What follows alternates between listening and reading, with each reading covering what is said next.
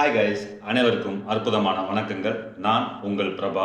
இன்றைக்கு நான் உங்களுக்கு தரவிருக்கும் ஒரு அற்புதமான தகவல், பார்ப்பதற்கு ஒரே உருவம் கொண்ட இது தாவரங்களை பற்றி தான்.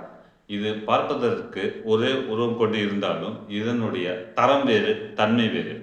அது என்னன்னு உங்களால் கெஸ் பண்ண முடியுதா? Any guess?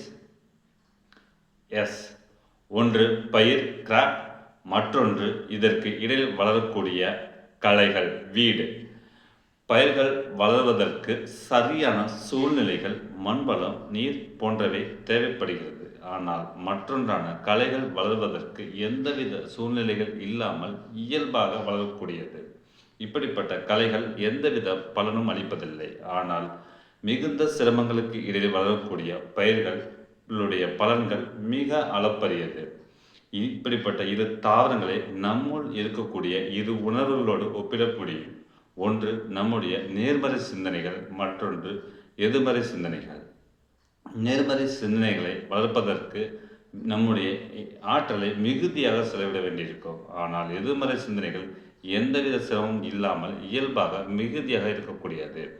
இப்படிப்பட்ட எதிர்மறை சிந்தனைகள் கலைகளை போன்று எந்தவித பலனும் அளிப்பதில்லை. ஆனால் நேர்மறை சிந்தனைகள் மிகுந்த சிரமங்களுக்கு இடையில் வளரக்கூடிய பயிர்களை போன்று மிகுந்த பலன் அளிக்கக்கூடியது.